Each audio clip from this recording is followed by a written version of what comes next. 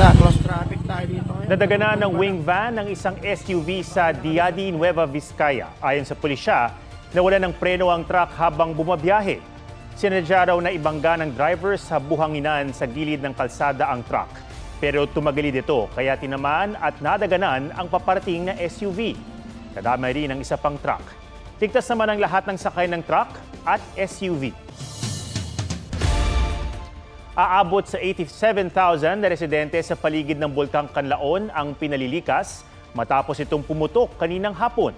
Mula sa La Castellana, Negros Occidental, may live report si Eileen Pedroso ng GMA Regional TV. Eileen. Atom, inilaan muna bilang evacuation centers ang ilang eskwelahan dito sa La Castellana sa Negros Occidental para sa mga lumikas bunsod ng pagputok ng Mount Canlaon. Grabe oh! Bulkan! Hala!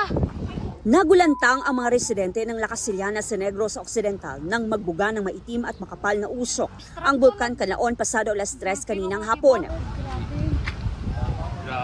Maligo ka gina. Ang residenteng ito ng Barangay Sagang ang halos maabot ng maitim na usok mula sa bulkan. Ano mo na subong ang sitwasyon?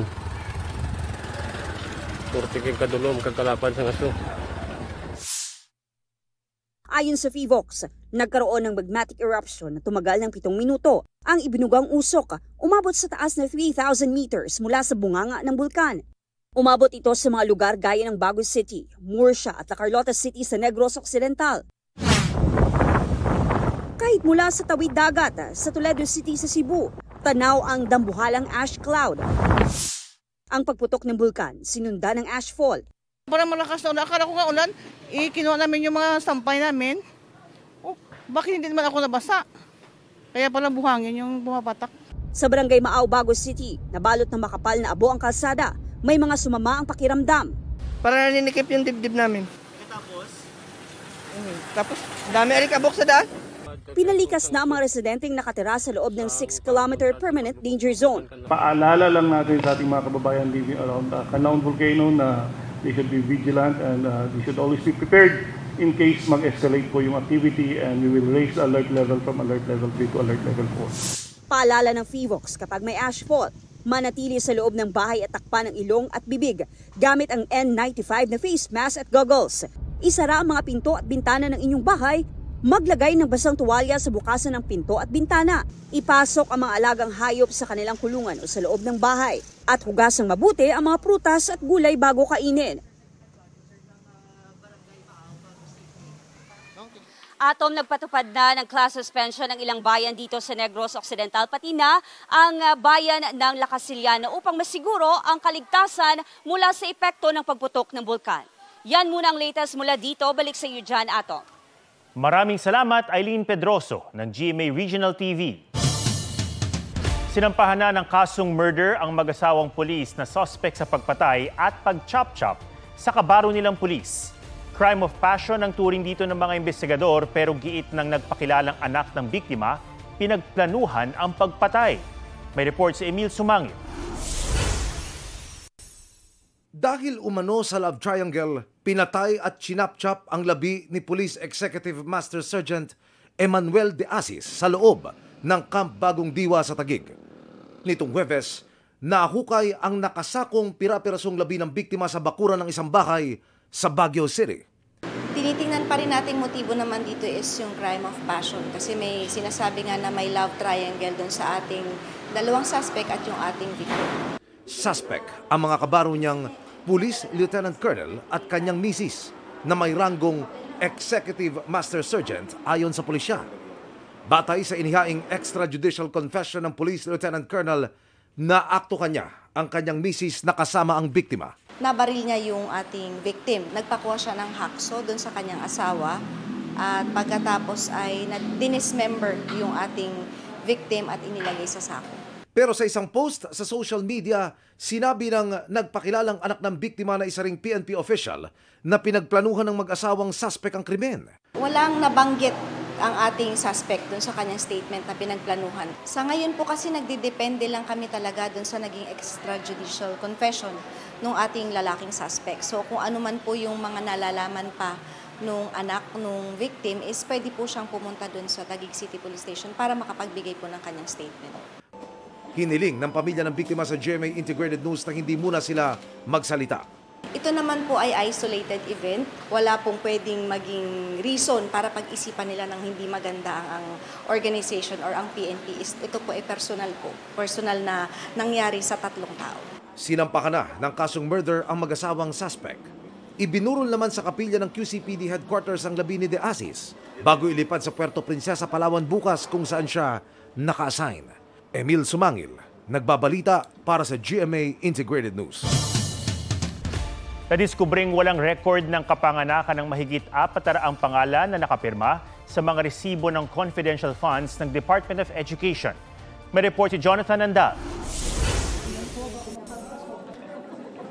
Sa pag-imbestiga ng Kamara sa confidential funds, nadiskubre na isang Kokoy Villamin ang parehong lumagda sa ilang acknowledgement receipt ng Office of the Vice President at Department of Education. Napunan na noon ng magkaiba ang kanyang pirma sa mga resibo. Ngayon, kinumpirma naman ng Philippine Statistics Authority. Walang record ng kapanganakan si Kokoy Villamin at ang mahigit 400 pang pangalan na tumanggap ng confidential funds mula sa DepEd sa ilalim ni VP Sara. Kapareho yan ang nadiskubre tungkol sa isang Mary Grace Piatos na nakapirma naman sa ilang resibong isinimite ng OVP. Out of 677 individuals, 405 ay walang birth certificate o walang record sa birth certificate o pwede nating sabihin na non-existent.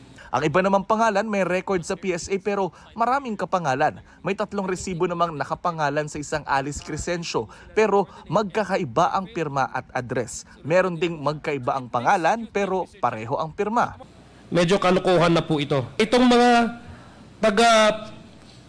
taga-pirma o tagagawa nitong mga ARs na ito ay hindi coordinated. And because of this, Mr. Chair, I believe that this receipt was again merely fabricated. Aabot sa 612.5 million pesos na confidential funds ng OVP at DepEd ang hinahanap ng mga mambabatas kung saan ginastos. Nilista ng mga kongresista ang mga nakita nila na pwedeng ikaso sa mga sangkot, kabilang dyan ang plunder o pandarambong. Sa ngayon, makaraan ng 8 pagdinig, tinatapos na muna ng komite ang investigasyon nila sa confidential funds ni VP Sara. Ito'y para bigyang daan muna ang impeachment laban sa bise na confidential funds din ang tinutumbok. Pero kinwestiyon yan ni Congresswoman Franz Castro dahil hindi pa napapatawag ang 2 military colonel na pinagbigyan di umano ng confidential funds ni VP Sara. Nagsalita na rin po yung AFP na nagkakaroon na rin po sila ng internal investigation. Wala rin po akong tiwala na magkakaroon ng partial investigation patungo doon dahil alam naman natin, tauhan nila yung involved.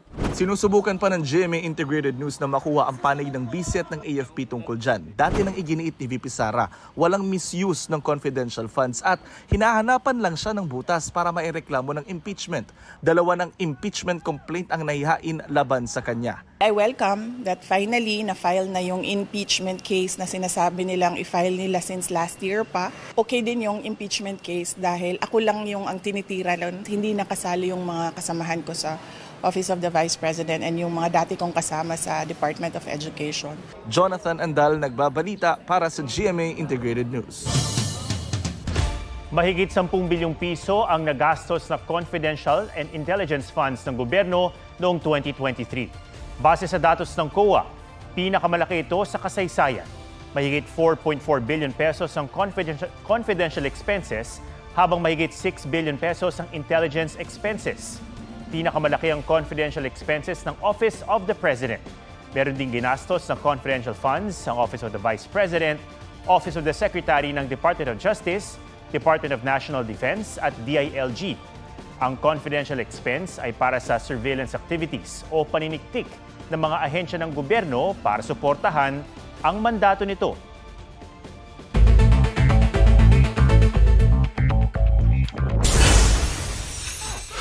Mahigit 100 depleted uranium na kumpiska sa magkakahiwalay na operasyon sa bansa. Arestado ang mga suspect na nagpositibo sa pagiging radioactive. Ayon sa NBI, mapanganib na kemikal ang uranium at pwedeng magamit sa terorismo.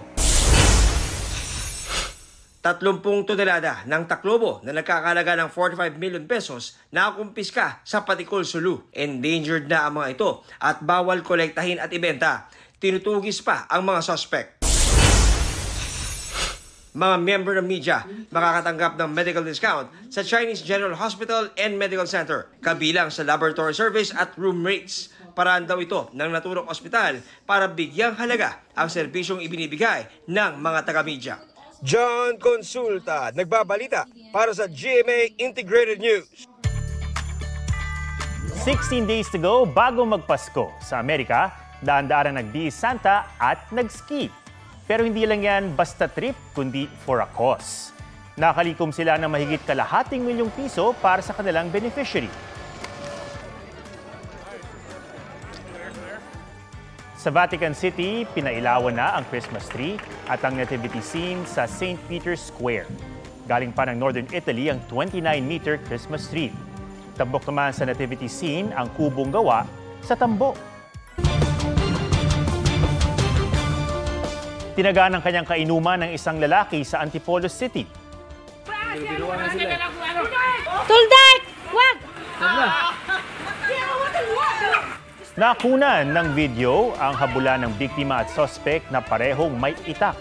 Natagaan ka ng pisngi ng biktima habang mabilis na tumakas ang suspect.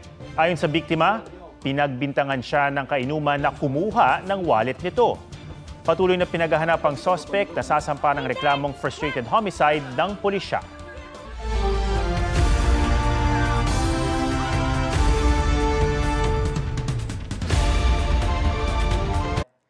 Huwag magpahuli sa mga balitang dapat niyong malaman. Mag-subscribe na sa GMA Integrated News sa YouTube.